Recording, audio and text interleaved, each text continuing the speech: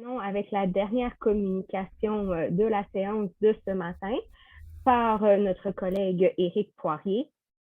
Donc, M. Poirier est professeur de traduction au département des langues modernes et de traduction de l'Université du Québec à Trois-Rivières, euh, poste qu'il occupe après avoir exercé le métier de traducteur professionnel pendant près de 20 ans. En matière de recherche, il a conçu et programmé un algorithme en langage Python qui traite et analyse des données textuelles massives dans des corpus parallèles de traduction, nouvellement président de l'ACES aussi, et sa communication s'intitule L'analyse des décalages informationnels pour les besoins des apprenants et des formateurs en traduction. La parole est à toi, Éric. Merci beaucoup. Alors, je partage immédiatement l'écran. Donc, les décalages informationnels, qu'est-ce que c'est? C'est tout simplement des traductions non littérales. Si on veut le traduire dans un langage qu'on connaît tous en traduction, c'est ça, c'est des traductions non littérales. Donc, qu'est-ce Et- qu'on peut faire? Oui, ça Excusez-moi, va? Eric, juste pour vous dire qu'on voit vos notes à l'écran en ce moment. Oui, OK, ben merci, c'est correct. Dans le C'est fond, bon, d'accord, parfait. c'est bon. Euh, ben, merci aussi à l'équipe de m'avoir invité, puisque tout le monde peut voir mes notes. Donc, voilà. Qu'est-ce que je vais dire aujourd'hui? Donc, je vais parler en fait de l'analyse de ces décalages-là dans les corpus. Donc, c'est très important. Je vais décrire l'intérêt pédagogique de cette analyse-là pour les étudiants, en fait. Je vais décrire brièvement les paires de segments que j'ai pu dépouiller avec l'algorithme à partir du budget du gouvernement fédéral de 2022 du Canada. Je vais vous donner quelques données de dépouillement de base. Et je précise que ce dépouillement-là a été fait automatiquement.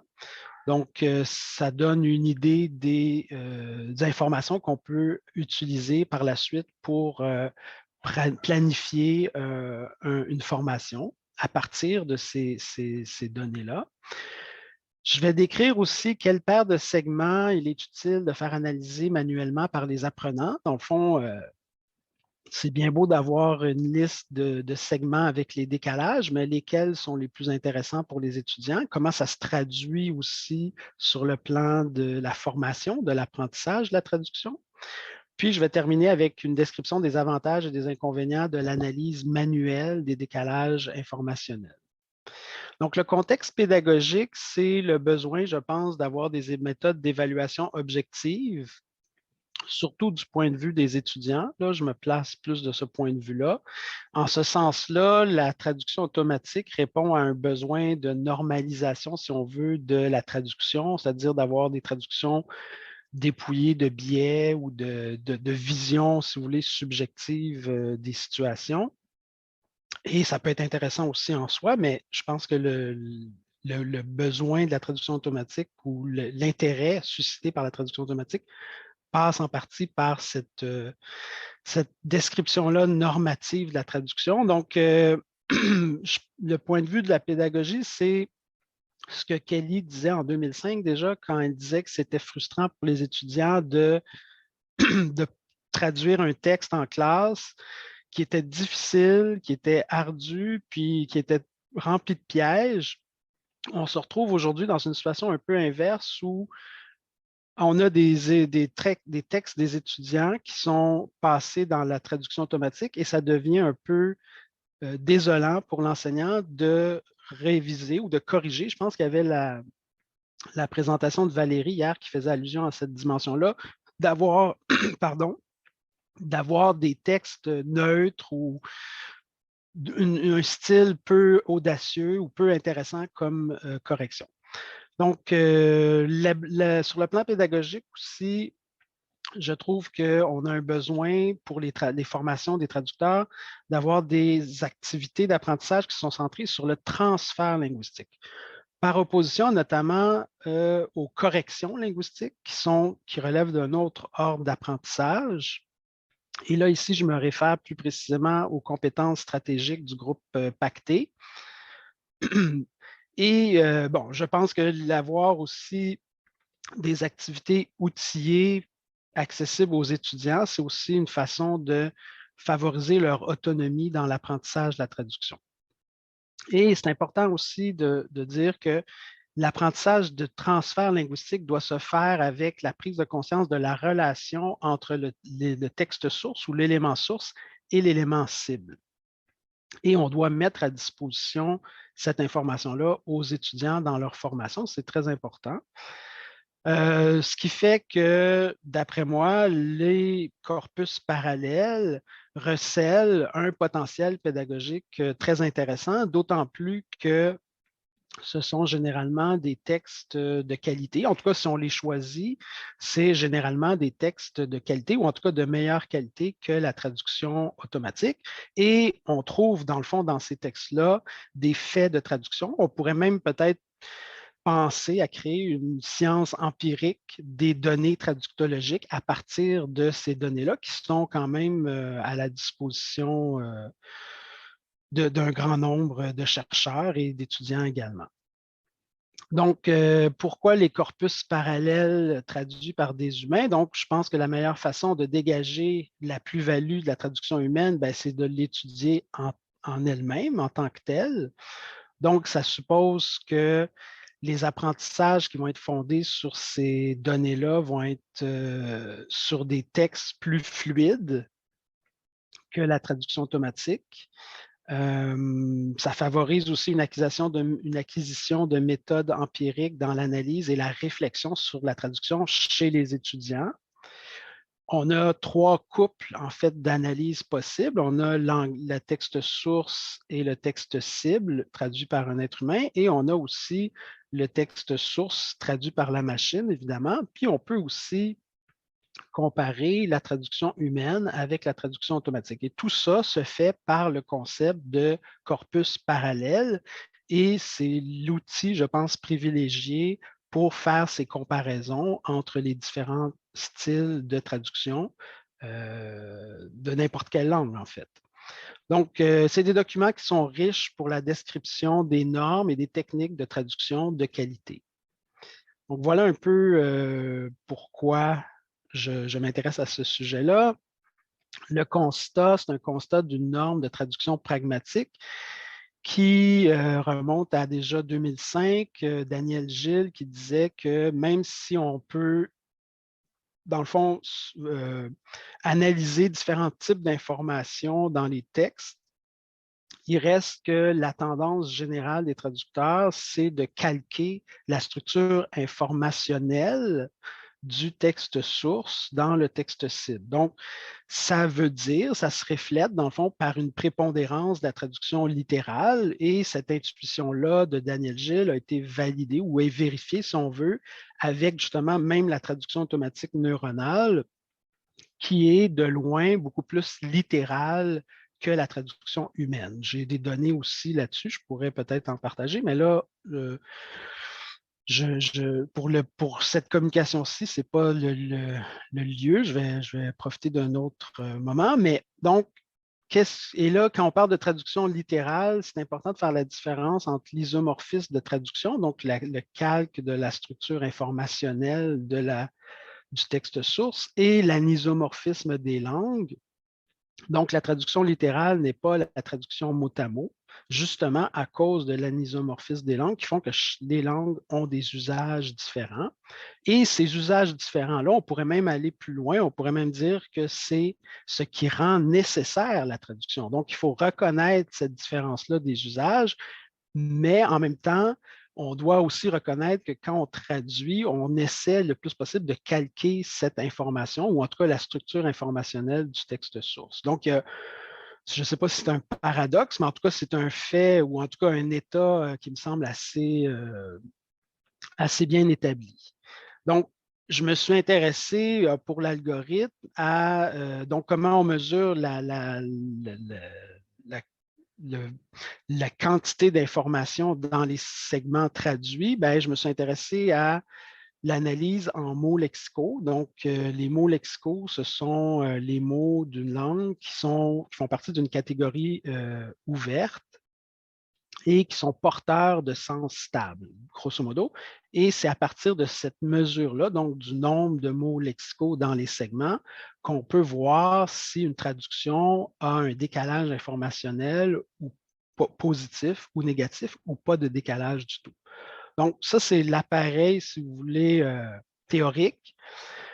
Maintenant, qu'est-ce que cette analyse-là ou ces analyses-là peuvent apporter sur le plan pédagogique? Bien, c'est le fait que les décalages sont présents naturellement dans les textes traduits et reflètent des usages discursifs, donc réels, dans des textes qui ne sont pas forgés. On a parlé un peu plus tôt de la différence entre les corpus, les dictionnaires.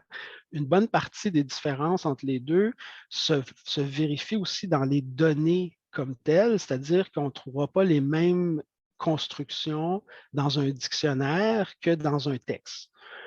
Je peux donner l'exemple de shed light. Dans le dictionnaire Robert Collins, vous allez trouver éclairer, jeter la lumière sur, et dans un texte traduit, on a rendu ce terme-là ou cette expression-là par mieux comprendre quelque chose. Donc, on voit que c'est quand même assez différent du point de vue des données. Ce ne sont pas les mêmes données. Les aussi décalages informationnels quand même sur le plan opératoire pour les étudiants, c'est quand même assez facile de repérer, de faire ce repérage-là dans le traitement de l'information en mesurant ou en dénombrant, si vous voulez, le nombre de mots lexicaux. Et bon, les mots lexicaux, ben, dans le fond, ils traduisent des traces textuelles des interventions humaines en traduction, surtout dans la comparaison avec la traduction automatique et la traduction humaine. Donc, les particularités de la méthode de calcul manuel, ben, ça peut se faire à l'intérieur de différentes unités textuelles. C'est sûr qu'au plan automatique, dans l'appareillage que j'ai conçu, c'est simplement sur le plan du segment. Mais quand on va faire cet exercice-là sur le plan manuel, ça peut aller à l'intérieur des segments, dans des sous-segments, si vous voulez. Donc, l'intérêt aussi, c'est pas juste de relever ces décalages, mais c'est aussi de demander aux étudiants de les expliquer, de déterminer quel est le choix qui a été fait par le traducteur ou la traductrice pour arriver à cette solution. Donc, l'avantage de cette méthode, c'est qu'on se concentre sur la précision des traductions, donc le transfert linguistique, plutôt que sur la fluidité, parce qu'on a déjà un texte qui normalement est fluide par définition. Il y a une autre particularité, c'est le recours à la catégorie vide pour indiquer l'absence d'éléments correspondants dans l'autre langue. Donc, ça peut être ça peut aider aussi les étudiants à faire prendre conscience que l'implicite ou l'explicite s'associe dans la traduction à quelque chose, un élément qui est absent dans l'autre segment. Donc, ça, c'est un élément, une particularité de la méthode manuelle.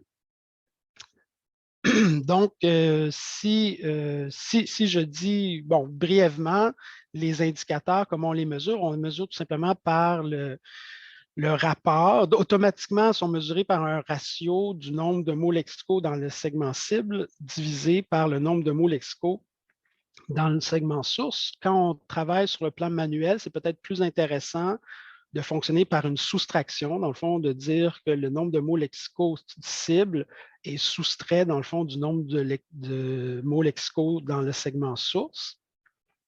Donc, ça, c'est l'indicateur, comment il est mesuré avec les étudiants. Un exemple ici pour une paire isomorphe. Donc, on voit ici que l'énoncé a le même nombre de mots lexicaux en français et en anglais. Ça donne un ratio de 1,0 si on fait une division et ça donne une mesure manuelle du décalage de 0. Donc, voilà, ça c'est un exemple. L'exemple plus complexe, c'est dans le cas d'une redondance où ici, on peut montrer aux étudiants en bleu les éléments ajoutés, donc le commerce de détail plutôt que retail. Donc, on voit ici qu'il y a une terminologie, dans le fond, propre au français qui est le commerce de détail pour rendre le retail. Bon, ici, cet exemple-là, dans le fond, c'est juste pour montrer qu'on peut aussi subdiviser l'analyse en sous-éléments. Souvent, c'est intéressant de le faire avec des propositions ou des éléments syntaxiques à l'intérieur de la phrase. Donc ça amène aussi les étudiants à faire cette analyse logique des phrases et des propositions. Une analyse qui est souvent difficile pour les étudiants, mais je pense qu'il est nécessaire pour l'exercice de la traduction. Donc, je parle brièvement du corpus, c'est le budget du Canada, donc il y a à peu près 100 000 mots en français, 126 000 mots en anglais, l'inverse, 100 000 mots en anglais, 126 mots en français. Donc, il y a 10 000 paires de segments. Dans ces paires-là, il y a des paires isomorphes, c'est-à-dire l'isomorphie, comment je l'ai calculé, c'est par un écart type sur le volume informatif. Donc, c'est le ratio dont je vous ai parlé plus tôt. Et la moyenne de ces ratios-là, plus un écart type vers le positif, plus un écart type vers le négatif. Donc, ces paires-là, ça correspond à 80 des segments dans le discours, le budget du Canada. Donc, on retrouve aussi quand même un nombre important de paires à segment 0. Donc, ça veut dire que c'est des paires qui ne sont pas alignées, donc orphelines, si vous voulez.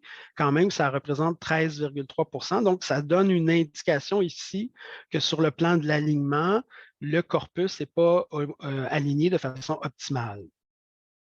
Et bon, le plus intéressant, je pense, pour nous, c'est qu'on retrouve beaucoup de paires hétéromorphes positives, donc 7 par opposition aux paires hétéromorphes négatives, qu'on a juste 0,4 %. Ça montre bien le caractère explicite, ou en tout cas la composante d'explicitation dans la traduction.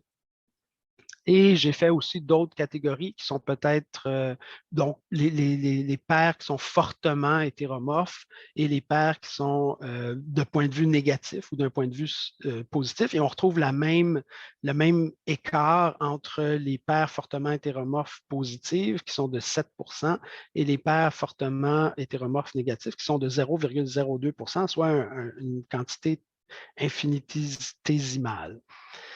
Donc, quelle analyse on peut faire, quelle paire on choisit? Donc, dans ce corpus-là du budget du Canada, on a quand même beaucoup de données. Donc, quelle paire on peut faire analyser manuellement les étudiants? Ben, je pense qu'il y en a 4 catégories. Il y en a peut-être plus, mais là, pour tout de suite, c'est un peu ça là où j'en suis. Donc, il y a les paires qui sont fortement hétéromorphes et qui sont correctes. Donc, on va essayer de trouver pourquoi, malgré un hétéromorphisme important, pourquoi il y a quand même une formulation qui est correcte. Les paires hétéromorphes aussi corrects, donc qui ne sont pas nécessairement fortement hétéromorphes, mais qui sont quand même corrects et qui témoignent d'écarts. Souvent, c'est des servitudes linguistiques, des techniques de traduction, l'explicitation, la restructuration du texte. Donc, les deux autres groupes de paires qu'on peut faire analyser manuellement par les étudiants, c'est les paires hétéromorphes incorrectes. Donc, évidemment, là, ici, c'est intéressant parce que c'est les traductions non littérales qu'on peut dire abusives qui entraînent des erreurs de traduction de tout type. Donc, ça, on en retrouve également dans les corpus parallèles. Même si la traduction a été faite par des professionnels, il reste que des fois des erreurs de traitement dans le texte.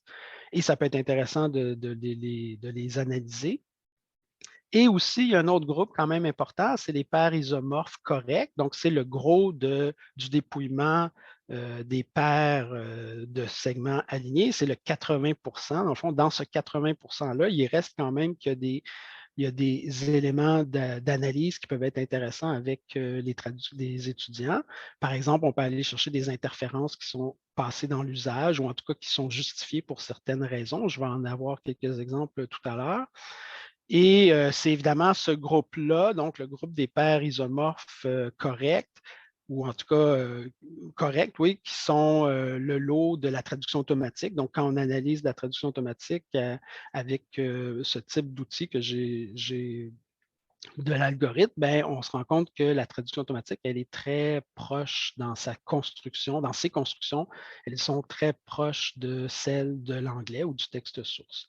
Donc, un premier élément, donc un premier exemple. Donc, j'ai quelques exemples pour vous de chacune des catégories, des 4 catégories. Donc, un premier exemple qui vient du budget. Ici, c'est la différence qu'on pourrait dire entre la traduction et l'adaptation. Donc, cet exemple-là pourrait être une belle occasion pour indiquer aux étudiants que ici, la traduction peut, dans un titre ou dans un sous-titre, parce qu'il s'agit d'un sous-titre ici, qu'il y a un important décalage d'informations, mais ce décalage-là se justifie par une forme d'adaptation qui, sans laquelle, dans le fond, le titre aurait certainement été beaucoup plus lourd et à juste titre. Je pense que le traducteur a jugé bon d'éliminer, dans le fond, à quoi renvoient les processus réglementaires, donc qui est un projet de règlement très précis. Dans le groupe numéro 2, donc les paires hétéromorphes corrects, donc ici, on a une vue des exemples, en fait, de quelques techniques de traduction. Donc, on a les collocations obligatoires. Ça, c'est intéressant avec le monde. Quand on traduit the world en français, c'est généralement souvent le monde entier. Donc, il y a cet aspect-là dans l'utilisation du mot monde en français qui est, quand on le compare avec l'anglais, est mis en évidence. Il y a le display, donc le verbe qui est traduit par une locution verbale avec le verbe faire. Et il y a aussi le our, donc l'adjectif possessif qui est comme dépronominalisé en français avec la mention du Canada. Donc, tous ces éléments-là peuvent être mis en évidence en demandant aux étudiants d'expliquer d'où viennent les décalages constatés dans le segment. Même chose avec les servitudes linguistiques et discursives. Donc ici, on a un exemple où on a tout au long du mois de mars. En anglais, on a throughout March. Et là, c'est beaucoup plus direct en anglais. Et on peut voir ici qu'en français, on va avoir tendance à mentionner le fait que mars est un mois. Je ne sais pas pour quelle raison on a ce besoin-là en français, mais il semble que les corpus, en tout cas, l'attestent. Et on a ici, évidemment, un nom composé comme point de vue qui rend l'idée de views. Donc, ça, ce sont des exemples de servitude. On peut voir d'autres choses aussi comme les explicitations. Ici, on a un beau segment où le total indiqué, dans le fond, est une explicitation de rounding of something. Donc, on a jugé bon en traduction de préciser qu'est-ce qui était arrondi. C'est sûr qu'on a aussi une restructuration dans cette phrase-là. Donc, ce n'est pas simple. C'est une belle phrase à analyser, à demander en tout cas aux étudiants d'analyser, parce qu'il y a quand même une belle structuration de l'information avec le passage aussi d'un générique comme la somme et l'utilisation, dans le fond, d'un spécifique comme les chiffres qui est présent dans ce morceau de discours-là. Donc, voilà pour cet exemple-là. Les paires hétéromorphes Éric, corrects, je oui. m'excuse de t'interrompre, je Bon, t'inviterai OK. à conclure. OK. Ben, j'ai plein d'exemples super intéressants, dont des erreurs. Je vais conclure là-dessus. Donc, comment je pourrais conclure ça? Dans le fond, les avantages d'analyse des décalages informationnels pour la formation, ben, c'est une méthode analytique qui valorise les traductions professionnelles qui se fait sans recourir à la traduction automatique. Donc, ça, je trouve que c'est intéressant.